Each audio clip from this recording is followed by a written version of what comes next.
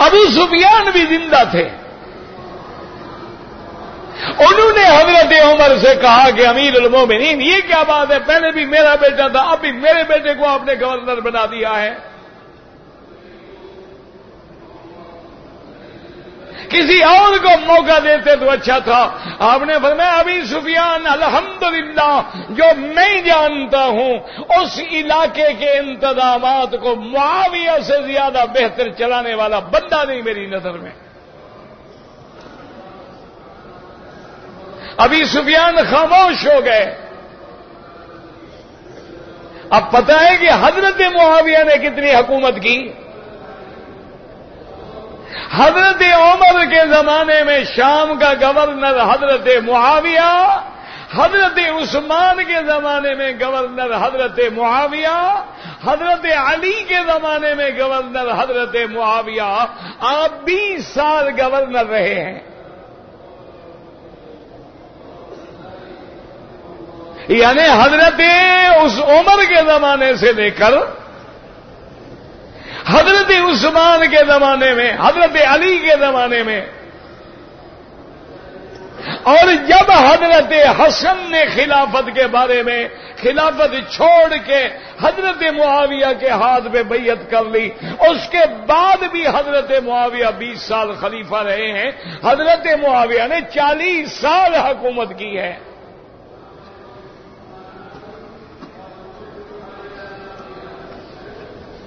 اور میرے نبی رحمت دو عالم، جب بھی نام آئے درود شریف تو پڑھ لیا کرو نا.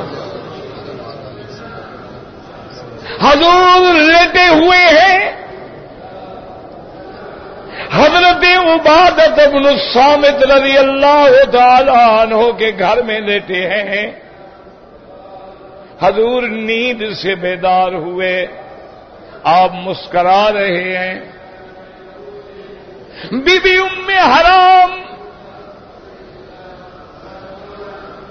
حضرت عبادۃ بن الصامت کی بیوی ہے. اس نے جب دیکھا کہ حضور خوش ہیں، پوچھا کہ کیا وجہ ہے.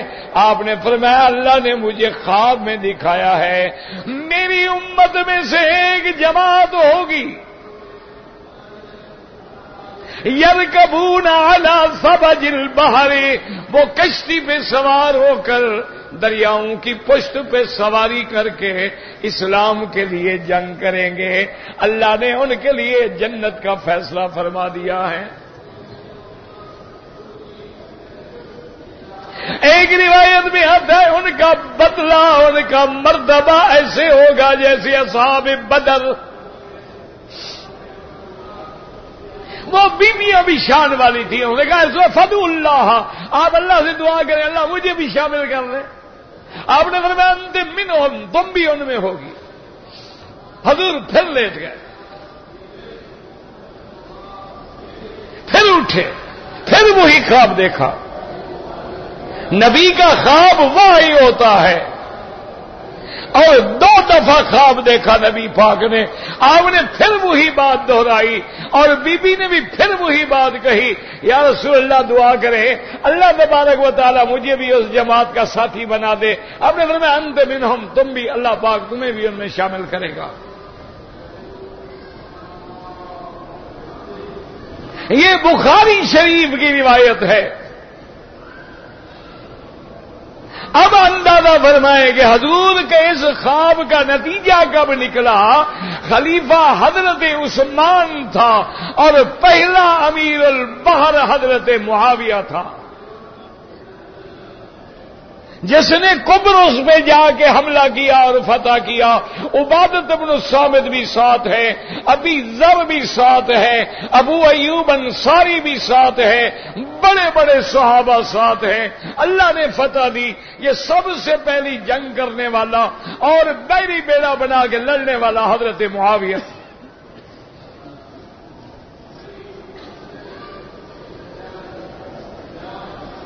اللہ کی شان دیکھیں کہ بی بی ام حرام بھی اس سفر میں ساتھ ہے اور اس جنگ میں حضرت معاویہ کی بیوی بھی ساتھ ہے. اس کا نام تھا فاخطہ بن قذبہ.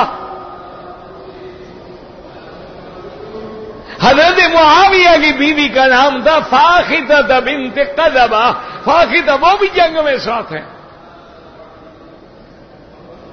ام حرام کو اونٹ پہ سوار کرنے لگے.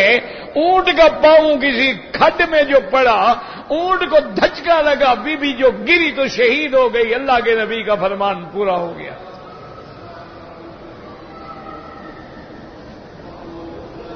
اس جنگ کا لڑنے والا امیر البحر کون ہے؟ حضرت معاویہ رضی اللہ تعالیٰ عنہ. اور پتہ ہے آپ کو کہ حضرت معاویہ کی بہن جو ہے وہ بی بی ہے حضرت عثمان کی.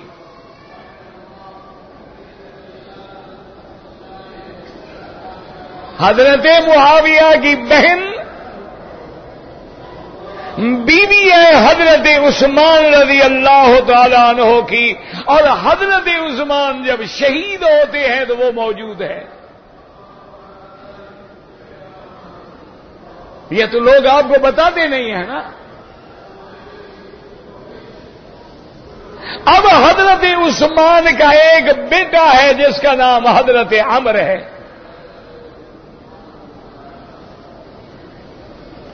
یہ حضرت عمر جو ہے یہ عثمان کا بیٹا ہے.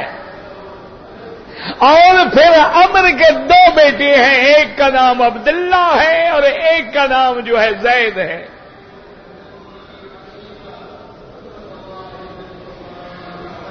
اور اسی طرح دیکھیں کہ یہ عمر جو ہے یہ حضرت عثمان کا کیا ہے؟ یاد رکھو کیا ہے؟ بیٹا ہے. پتہ ہے داماد کس کا ہے؟ داماد حضرت معاویہ کا ہے.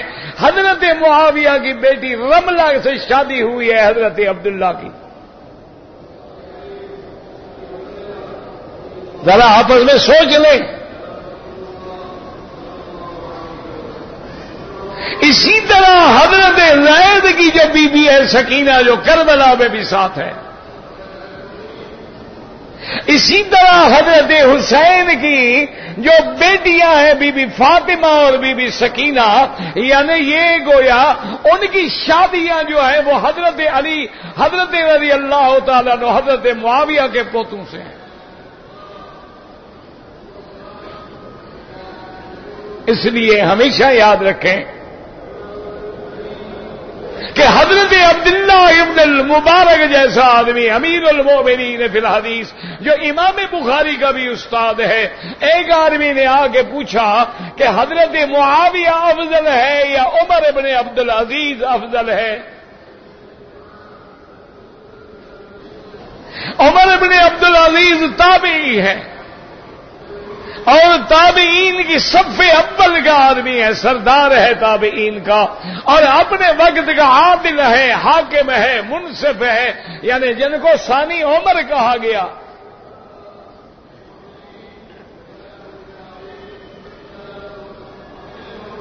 حضرت عبداللہ ابن المبارک نے فرمایا اللہ کے بندے کیا پوچھتے ہو؟ حضرت معاویہ نے حضور کی معیت میں جو جہاد کیا, جس گھوڑے پہ سوار ہوئے اور مٹی اڑ کے اس کے نتھنوں میں میل بن گئی, عمر بن عبدالعزیز تو اس میل کا مقابلہ نہیں کر سکتا, تم معاویہ سے ملاتے ہو؟ کیا کہہ رہے ہو کہ حضرت معاویہ صحابی ہے, عمر ابن عبدالعزیز بڑا آدمی بن جائے وہ تابعی ہے, اور لاکھ تابعی ایک صحابی کا مقابلہ نہیں کر سکتے, لاکھ صحابہ ایک نبی کا مقابلہ نہیں کر سکتے, لاکھ نبی میرے مدنی محمد مصطفیٰ کا مقابلہ نہیں کر سکتے. اور اسی طرح حضرت امیر معاویہ رضی اللہ تعالی عنہ نے ایک دفعہ ایک انصاری صحابی کو ہدیہ بھیجا 500 درہم.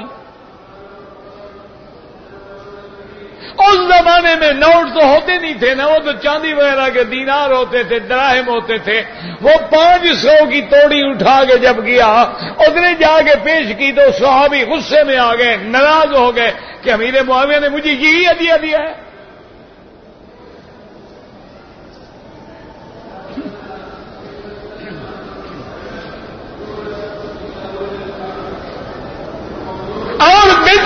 بلایا اور کہا ادھر آؤ. قسم دے دی کہ یہ پیسے لے جاؤ اور حضرت معاویہ کے منہ پہ مار دو. یہی ہدیہ ہے مجھے. غصے میں آ گئے. حضرت معاویہ کی خدمت میں جب آیا وہ آدمی, اس نے کہا امیر المومنین مجھے بڑی شرم آتی ہے کہتے ہوئے, ادھر باپ ہے, آپ چاچا ہیں, بزرگ ہیں, صحابی ہیں, میں کیا کروں؟ ابا نے یہ کہا ہے. انہوں نے کہا بیٹا دیکھو میں ہاتھ باندھ کے بیٹھ جاتا ہوں, جیسے ابا نے کہا ویسے کرو. وہ نبی کا صحابی ہے, وہ انصار میں سے ہے, اس کی بات میں نہیں روک سکتا ہوں, لیکن مہربانی کرنا جیسے ابا نے کہا ابے کی بھی تعمیل کرنا, کوئی چاچے کا بھی لحاظ رکھنا, ایسا مارنا زور سے نہیں مارنا. علم دیکھیں, حوصلہ دیکھیں حضرت معاویہ کا. اور اس کے بعد اپنے خزانچی کو بلایا اور فرمایا کہ اور 500 لے آؤ. کہا 1000 درہم لے جاؤ اور کہو معاویہ کہتا ہے ہدیہ ہدیہ ہوتا ہے, ناراض نہ ہوں, جتنی ہمت تھی ورنہ تمہاری شان جتنی اونچی ہے میں کہاں دے سکتا ہوں.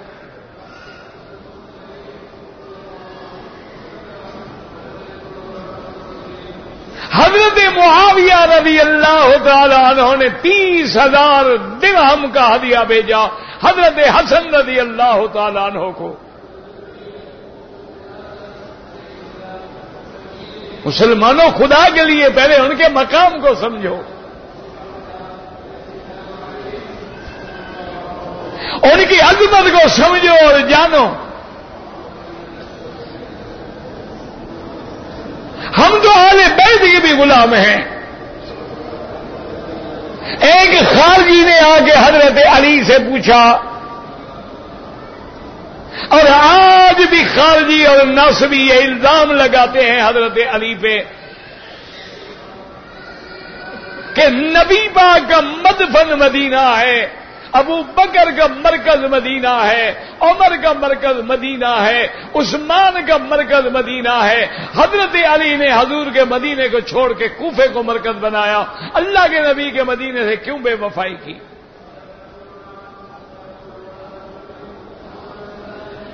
آج بھی خوارج یہ اعتراض کرتے ہیں, لیکن یاد رکھو ہم حضرت علی کی طرف سے بھی عرض کرتے ہیں, حضرت علی کے یہ فہم تھی, یہ عقل تھی.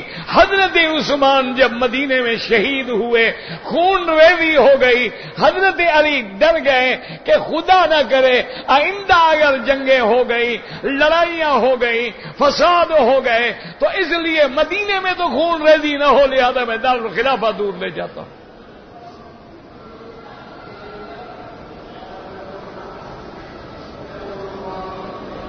اسی طرح اس خارجی نے آ کے حضرت علی سے پوچھا, اور نے کہا کہ امیر المومنین حضرت ابو بکر رضی اللہ تعالیٰ عنہ, حضرت عمر, حضرت عثمان, ان کے زمانے میں دیکھیں اسلام کہاں سے کہاں تک پہنچ گیا, کیسر و کسرا کی طاقتوں کو روند ڈالا گیا, اور اسلام جو ہے 80 لاکھ مربع میل پہ پھیل گیا. اور جب سے حضرت علی آپ آئے ہیں ایک بستی بھی فتح نہیں ہوئی.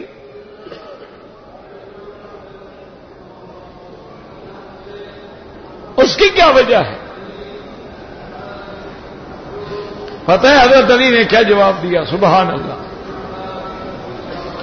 فرمایا جب ابو بکر, عمر, عثمان خلیفہ تھے, بادشاہ تھے, امیر المومنین تھے, تو علی ان کا وزیر تھا.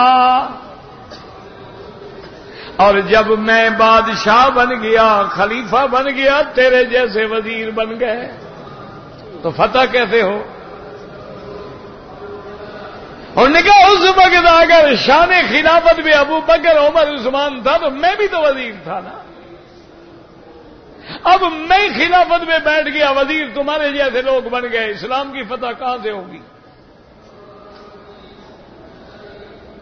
تو اس لیے اب دیکھیں, یاد رکھیں کہ حضرت معاویہ رضی اللہ عنہ کے حضرت عثمان گویا بہنوں ہی ہیں. حضرت عمر کی حضرت معاویہ کی بہن ان کے گھر میں ہے، اور سمجھ نہیں، ایک بہن محمد مصطفیٰ کے گھر میں ہے اور ایک بہن حضرت عثمان کے گھر میں ہے، اور وقت شہادت بھی وہ بی موجود ہے، اور حضرت عثمان کا بیٹا جو ہے وہ داماد حضرت معاویہ ہے، حضرت معاویہ کی بیٹی رملہ اس کے گھر میں ہے،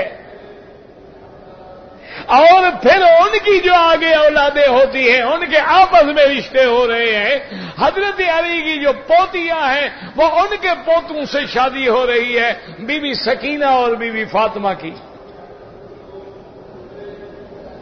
تو اس لیے خدا کے لیے سب سے پہلا مسئلہ سمجھیں کہ حضرت علی رضی اللہ تعالی عنہ جب خلیفہ بنے،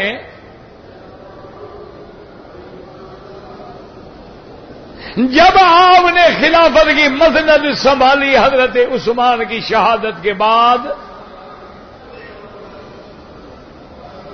اصل وجہ یہ تھی کہ وہ بی بی حضرت عثمان کی جو بیوی تھی، حضرت عثمان کا وہ قمیض جس پہ حضرت عثمان کا خون تھا، وہ خون آلود کرتا لے کر اپنے بھائی کے بعد شام جا پہنچی۔ اب یاد رکھیں مرکز مدینہ تھا، پہلے دور میں مرکز جو ہے مدینہ رہا، اور اس کے بعد جو ہے باقی معاملات شام میں طے ہوتے تھے۔ حضرت معاویہ شام میں رہے، حضرت علی نے دارالخلافہ کوفے کو بنایا۔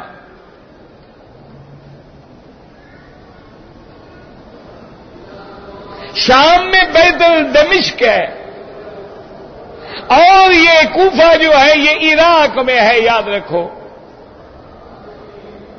بصرہ ہے، فرات ہے، بغداد ہے، یہ سب عراق میں ہے، اور قرب و بلا کا جو میدان ہے وہ بھی عراق میں ہے۔ اصل اس جگہ کا نام مقام طف ہے۔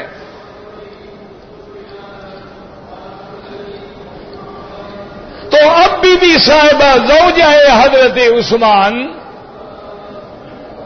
رضی اللہ تعالی عنہ کی بی بی جب وہ کرتا خون آلود لے کے بھائی کے پاس شام میں پہنچی اور جا کے مظلوم عثمان کی مظلومیت کا، شہادت کا قصہ بیان کیا کہ کس طرح آپ کو پیاسا شہید کیا گیا، کس طرح آپ قرآن کی تلاوت فرما رہے تھے اور آپ کے خون کے قطرے قرآن پہ گرے ہیں، اور یہ وہ کرتا ہے جو آپ نے پہنا ہوا تھا۔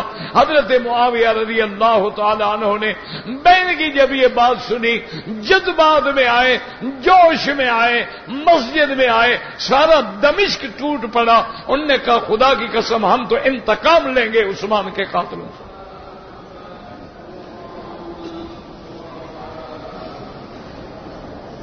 یہ کیسے ہو سکتا ہے کہ عثمان کے قاتل دن دناتے پھریں، حضرت علی کے ساتھ رہیں، اور ہم اس وقت تک حضرت علی کی بیعت بھی نہیں کرتے جب تک کہ وہ عثمان کے قاتلوں سے یا بدلہ لے یا وہ قاتل پکڑ کے ہمارے حوالے کرے۔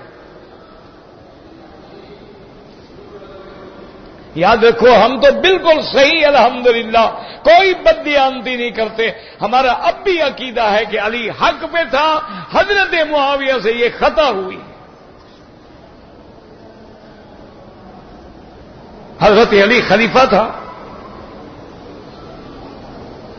اگر حضرت عثمان بھی ذرا حوصلہ فرما لیتے، حضرت علی کے ہاتھ میں بیعت کر لیتے، حضرت علی خود دشمنان عثمان کو پکڑ کے قصاص لیتے۔ حضرت علی تو کمزور ہو گئے،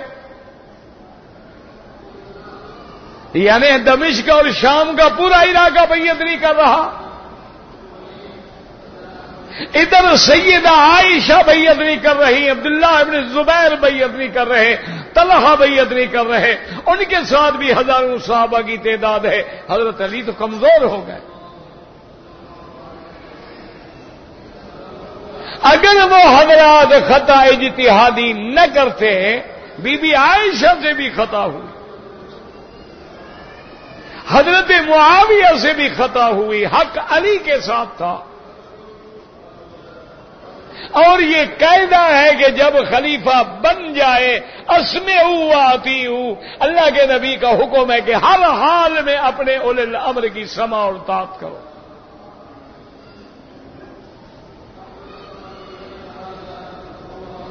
حضرت علی نے دونوں کو پیغام بھیجے، انہوں نے کہا امہات المومنین، اور انہوں نے کہا حضرت معاویہ واللہ یملکوننا ولا نملکہم، قاتلان عثمان کا اس وقت مدینے پہ کنٹرول ہے، وہ ہم پہ حکومت کر رہے ہیں، میرا ان پہ کوئی زور نہیں۔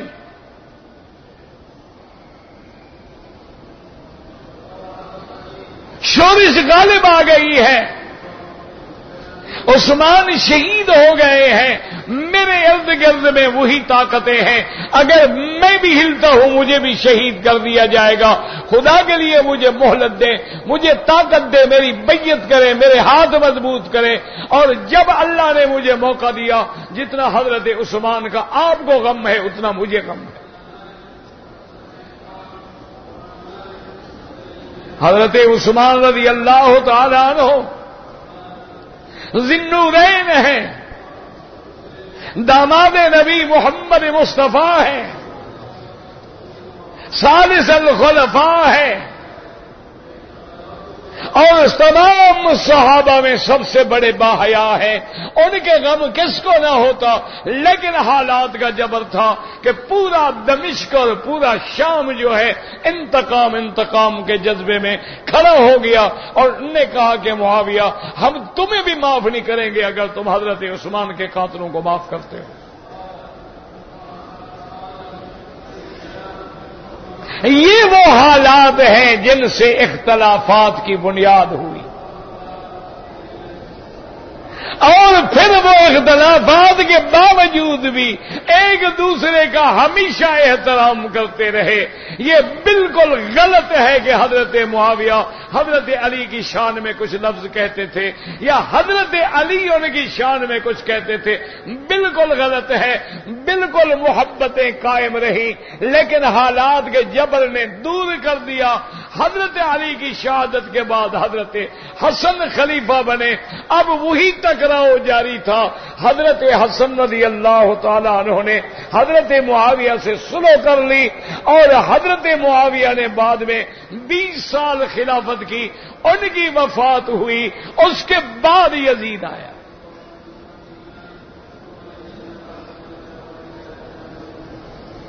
اور اسی طرح حضرت حسن کی شہادت کے بعد زمانہ حضرت حسین کا آیا۔ یہ دونوں بھائی ہیں، دونوں جگر گوش ہیں محمد مصطفیٰ۔